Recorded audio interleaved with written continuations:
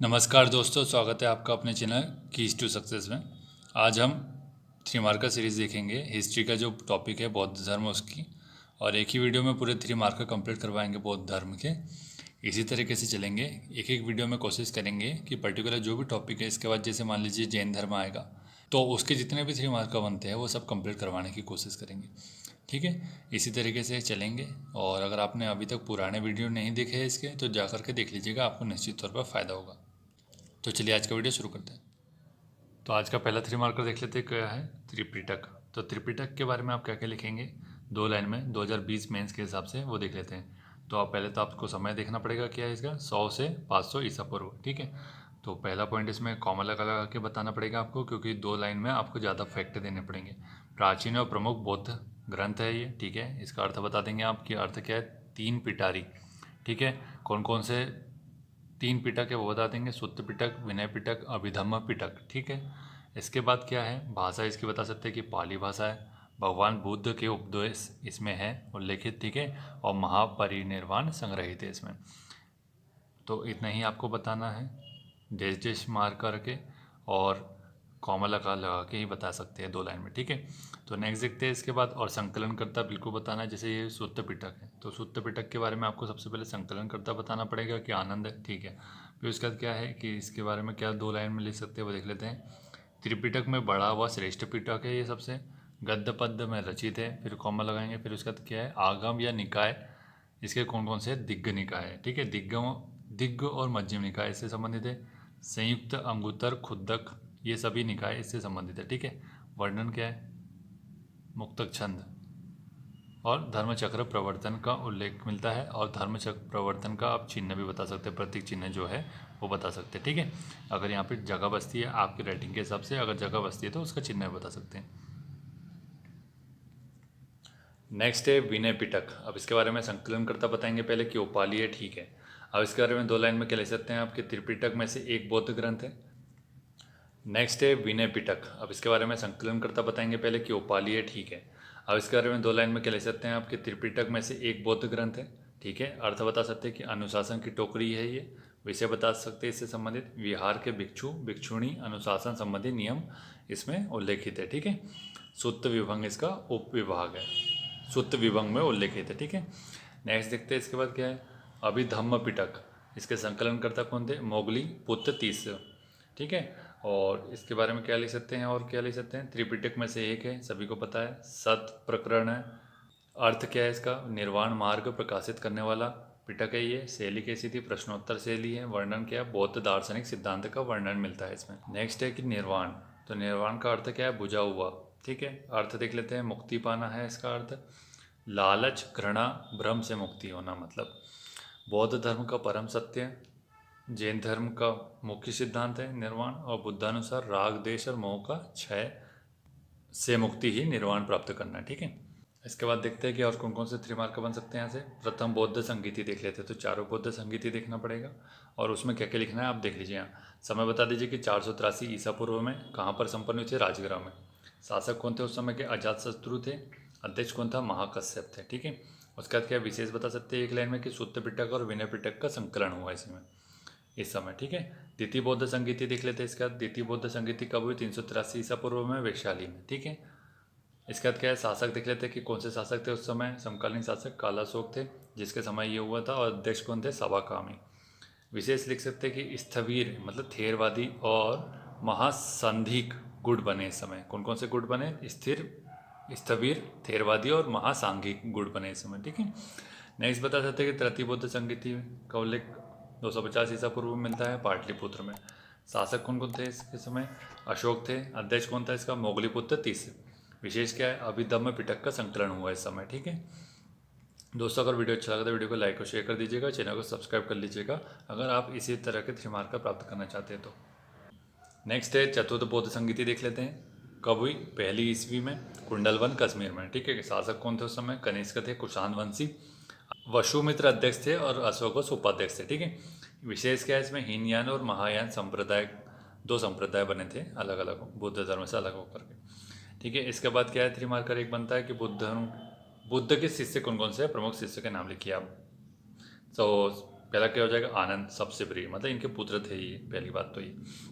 दूसरा आप क्या क्या बता सकते हैं, उपाली, देवदत्त जो इनके भाई थे, सारीपुत्र, महाकश्यप, मोगलैन, प्रजापति गौतमी पहली शिष्य थी इनकी, इनकी माता जो थी, राहुल इनके पुत्र थे, सुगति, काव्यायन। ठीक है, तो ये सभी इसके प्रमुख शिष्य थे। धर्मचक्र प्रवर्तन के ऊपर 3 मार्कर में देख लेते हैं क्या क्या लिखा जा सकता है। बुद्ध द्वारा पाली भाषा में प्रथम धर्मोपदेश, ठीक है, जो कि कहाँ दिया गया था, सारनाथ में। उद्देश्य बता देंगे इसका क्या उद्देश्य, विकृतियों को दूर करना व वास्तविक धर्म स्थापित करना धर्मचक्र प्रवर्तन का उद्देश्य था। ठीक है, इसका आपको चिन्ह बताना पड़ेगा। इसके बाद नेक्स्ट है प्रजापति गौतमी, इनके बारे में 3 मार्कर में क्या लिख सकते हैं, कोली राज्य की राजकुमारी थी, बुद्ध की मौसी व दत्तक माँ थी जिन्होंने इनका पालन पोषण किया था, बौद्ध संघ में प्रवेश करने वाली पहली महिला प्रथम भिक्षुणी थी। ठीक है, तो ये बता सकते हैं इनके बारे में, 2 लाइन में इतना ही बता सकते हैं आप। अगर वो 3 लाइन में लिखेंगे, आयोग ने अगर 3 लाइन की कॉपी दे दी तो उस हिसाब से भी आपको कुछ वीडियो डाले गए, इसलिए आप लोग को कमेंट करके बताना है कि 3 पॉइंटर लेके आना है आप लोग के लिए या फिर इस फॉर्मेट में लेके आना है। अगर आपको 2020 का मेंस देना है 2 लाइन में ही देना है, 10 शब्दों में बताना है, जो कि 10 से 20 शब्दों में, तो उसको इस हिसाब से लिखेंगे। लेकिन अगर आप चाहते हैं कि आयोग का कोई भरोसा नहीं है, आपको पता है कि वो 3 लाइन भी दे सकता है, तो 3 लाइन के हिसाब से आपको 3 पॉइंटर याद रखना चाहिए। तो 3 पॉइंटर अगर आपको चाहिए होगा तो आप लोग कमेंट करके बताएंगे कि कमेंट की 3 पॉइंटर की वीडियो लाना है क्या, तो हम 3 पॉइंट के हिसाब से 3 मार्क बना के लाएंगे। इसके बाद है निरात्मवाद या अनात्मवाद, तो इसका अर्थ क्या होता है यहाँ देख लीजिए, आत्मा का अस्तित्व न होना। ठीक है, प्रतिपादक कौन थे, बुद्ध थे। और इसके अंदर क्या क्या लिख सकते हैं, बौद्ध धर्म के सिद्धांत के अनुसार आत्मा प्रतिक्षण परिवर्तनशील है, यह 5 स्कंधों रूप वेदना विज्ञान संज्ञा संस्कार का योग है। यह आप बता सकते हैं इसमें। ठीक है, 2 लाइन में इतने ही बता सकते हैं, इसके ज़्यादा इन्फॉर्मेशन देने के, जितनी ज़्यादा इन्फॉर्मेशन हो सकती है उतनी दे सकते हैं। इसके बाद एक क्षणिकवाद, क्षणिकवाद के प्रतिपादक कौन है, बुद्ध है, आपको प्रतिपादक बताना पड़ेगा। उसके बाद आप 2 लाइन में और क्या ले सकते हैं, संसार की समस्त वस्तुएं अनित्य एवं नाशवान है, प्रत्येक घटना परिवर्तनशील है, कुछ भी स्थिर नहीं है। ठीक है, तो जो खासकर जो कीवर्ड्स है उसको आप अंडरलाइन करते हुए चलेंगे उसी समय, बाद में आपको टाइम नहीं मिलेगा तो आप चूक जाएंगे ना। तो खासकर आप जो आंसर चेक करने वाला है उसे क्या बताना चाहते हैं उसे अंडरलाइन करके ही समझा सकते हैं। ठीक है, नेक्स्ट है कि चैत्य व विहार, तो क्या है इसका मतलब होता है चिता संबंधी और निवास स्थल होता है। और देख लेते हैं इसमें क्या है, क्रमशः बौद्ध या जैन मंदिर पूजा स्थल जिसमें स्तूप समाहित हो व चैत्य ग्रह के समीप भिक्षुओं का आवास स्थल हो। ठीक है, ये इसको डिफाइन कर दिया है चैत्य विहार क्या होते हैं, और उसका 1-2 उदाहरण बता सकते हैं आप ऐसे कॉमा मार के कि उदाहरण क्या है, अजंता और एलोरा भी ले सकते थे, वहाँ पे बहुत सारे, आपको तो पता है चैत्य विहार, जो आप लोग चाहते हैं वो ले सकते हैं मन से। इसके बाद नेक्स्ट देखते हैं महाभिनिष्क्रम, महाभिनिष्क्रमण, प्रतीक बताएंगे, घोड़ा है इसका। ठीक है, इसका देख लेते हैं क्या क्या लिख सकते हैं, 29 वर्ष की आयु में महात्मा बुद्ध द्वारा ज्ञान प्राप्ति, ज्ञान प्रकाश की तृष्णा को तृप्त करने हेतु ग्रह त्याग किया गया था, इसे महाभिनिष्क्रमण कहते हैं। ठीक है, इसका देखते हैं आलार कलाम, तो इसके ऊपर आप क्या ले सकते हैं 3 मार्कर के हिसाब से देख लेते हैं। गौतम बुद्ध के समकालीन एक दार्शनिक व योगी थे। ठीक है, वैदिक सांख्य दर्शन के विशेषज्ञ व बुद्ध के प्रथम वैदिक गुरु थे। ठीक है, जिन्होंने इनको दर्शन की, सांख्य दर्शन की शिक्षा दी थी। नेक्स्ट है इसका क्या है, महापरिनिर्वाण। ठीक है, महापरिनिर्वाण के ऊपर क्या लिख सकते हैं कि आप पहले, अगर आपको ईयर याद है तो बता सकते हैं कि 483 ईसा पूर्व में बुद्ध को महापरिनिर्वाण प्राप्त हुआ। प्रतीक क्या है, स्तूप है, संस्कृत व हिंदी शब्द है। ठीक है, अर्थ क्या है, मुक्ति या अंतिम मृत्यु। स्थान क्या है, कुशीनगर में मृत्यु हुई थी इनकी 80 वर्ष की आयु में। ठीक है, महात्मा बुद्ध की मृत्यु हुई थी। इसका नेक्स्ट है 4 आर्य सत्य, प्रतिपादक कौन है, बुद्ध है, आप सभी को पता होगा, इसके बारे में 2 लाइन देख लीजिए। बौद्ध दर्शन का मूल सिद्धांत है ये, दुख, दुख समुदाय, दुख निरोध, दुख निरोध गामिनी प्रतिपदा, ये 4 आर्य सत्य है। ठीक है, और आप यहाँ पे कॉमा मार के लिख सकते हैं कि इसका ये महत्व करके लिख सकते हैं कि आप दुख को अष्टांगिक मार्गों के माध्यम से समाप्त किया जा सकता है, ख़त्म किया जा सकता है। तो अब डिपेंड करता है कि वहाँ कितना स्थान बचा हुआ है। ठीक है, नहीं सकते हैं इसके बाद बौद्ध त्रिरत्न, बौद्ध त्रिरत्न में क्या ले सकते हैं, अर्थ बताने हैं 3 रत्न, क्या क्या ले सकते हैं, बौद्ध धर्म का महत्वपूर्ण अंग है, महान दर्शन व आधारशिला है, बुद्ध धम्म संघ, ये 3 इसके 3 रत्न है। ठीक है, और त्रिरत्न के ऊपर आपको नोट्स अगर बनाना है तो इस तरीके से बना सकते हैं कि बौद्ध त्रिरत्न के बारे में क्या लिखेंगे। पहला पॉइंट, बौद्ध धर्म के महत्वपूर्ण अंग है। दूसरा कि मोक्ष की प्राप्ति हेतु त्रिरत्न की संकल्पना दी गई है। मोक्ष न लिख करके निर्वाण भी लिख सकते हैं, ठीक है, क्योंकि बुद्ध निर्वाण की प्राप्ति के बारे में बात करते हैं। फिर उसका ये ऐसा ट्रायंगल बना करके आप ऐसा बता सकते हैं कि बुद्ध धम्म संघ इसके 3 रत्न हो गए। और बुद्ध का मतलब क्या है, जो जागृत महाज्ञानी है। धम्म का मतलब है बुद्ध की शिक्षा है, और संघ का मतलब है बौद्ध उपासकों का संगठन, ठीक है। तो ये हो जाएगा। इस हिसाब से आपको नोट्स बनाना है, ताकि ज़्यादा पॉइंट याद रखेंगे तो आप कम तो जा करके लिख ही सकते हैं, ठीक है। नेक्स्ट है 3 मार्कर कौन सा हो जाएगा, अष्टांगिक मार्ग, जिसका मतलब है कालचक्र। अर्थात क्या है इसका कि बुद्धानुसार चौथे आर्य सत्य की सत्यता निश्चय करने का मार्ग है। मतलब ये है कि अगर आपको निर्वाण की प्राप्ति करनी है तो इन 8 मार्गों पर चल करके आप निर्वाण प्राप्त कर सकते हैं। कौन कौन से हैं, तो उसका एक सही क्रम है, इस क्रम में ही लिखेंगे। ऐसे करके आपसे लिख सकते हैं कि सम्यक, अब सम्यक दृष्टि, सम्यक संकल्प, सम्यक वाणी, इस तरीके से लिखेंगे तो आपको आएंगे नहीं। तो यहाँ सम्यक लिखिए, डैश मारिए, और उसके बाद आप अल्प विराम लगा करके लिख सकते हैं दृष्टि, संकल्प, वाणी, कर्म, आजीव, व्यायाम, स्मृति, समाधि। तो सबसे लास्ट में समाधि आता है, सबसे शुरू में दृष्टि आता है। इस हिसाब से इसका क्रम है, ये क्रम में ही लिखना है आपको। नेक्स्ट है कि बुद्ध पूर्णिमा, वैशाख पूर्णिमा के ऊपर लिखना है आपको। क्या लिख सकते हैं, महात्मा बुद्ध का जन्म है इस समय हुआ था, इस वजह से बुद्ध पूर्णिमा मनाई जाती है। और क्या है, इसी समय हुआ था ज्ञान प्राप्ति भी, उन्हें संबोधि प्राप्ति इसी समय हुआ था। महापरिनिर्वाण का दिन वह बौद्ध धर्मानुयायियों का प्रमुख त्योहार। तो आपको क्या क्या लिखना है इसमें कि महात्मा बुद्ध का जन्म, उन्हें ज्ञान प्राप्ति और महापरिनिर्वाण, ये तीनों एक ही दिन हुए थे, पूर्णिमा के दिन। इस वजह से उस दिन क्या मनाया जाता है, बुद्ध पूर्णिमा मनाया जाता है। नेक्स्ट देखते हैं इसके बाद क्या है, मिलिंद पन्हो। तो रचना काल क्या है इसका, 100 ईसा पूर्व। और किसने रचना की थी इसकी, नागसेन ने। तो किस भाषा, अब देख लेते हैं इसके अंतर्गत क्या क्या लिखा जा सकता है। पाली भाषा में रचित काव्य बौद्ध ग्रंथ था। वर्णन कहाँ है, बौद्ध भिक्षु नागसेन तथा भारत यूनानी शासक मिलिंद के बीच दार्शनिक वार्तालाप हुई थी इस समय। जो मिलिंद थे यूनानी शासक, उन्होंने जो बौद्ध भिक्षु नागसेन है उनके साथ प्रश्न उत्तर किया गया है दार्शनिक सिद्धांत के बारे में। नेक्स्ट है जातक कथाएं। तो 600 कहानियाँ इस उल्लेखित है इसमें, 300 ईसा पूर्व में इसकी रचना हुई थी। ग्रंथ त्रिपिटक के सुत्त पिटक के खुद्दक निकाय का 10वां भाग है ये, जिसमें वर्णन किसका मिलता है, बुद्ध के पूर्व जन्मों की काल्पनिक कथाओं का वर्णन मिलता है इसमें, ठीक है। विशुद्ध मग्ग, बौद्ध घोष, अर्थात क्या है इसका, विशुद्ध मार्ग। तो इसमें देख लेते हैं क्या ले सकते हैं आप। बौद्ध धर्म की हीनयान शाखा का ग्रंथ है।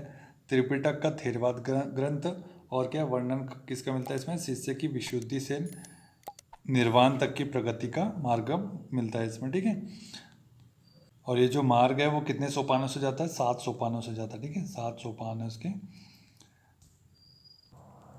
नेक्स्ट 3 मार्कर गौतम बुद्ध के ऊपर देख लेते हैं। यहाँ पर आप ये समय लिखना है तो लिख सकते हैं, याद है तो, कि 563 ईसा पूर्व में इनका जन्म हुआ था और निर्वाण कब प्राप्त हुआ ना, 483 ईसा पूर्व में, ठीक है। तो इसके बारे में 3 पॉइंट क्या लिख सकते हैं। अगर आपको 3 पॉइंट नोट्स के हिसाब से अगर आपको बनाना है तो उस हिसाब से बता रहा हूँ, और इसमें से आप 2 पॉइंट तो लिख लेंगे 2 लाइन में, आपको बता दिया कैसे लिखना है।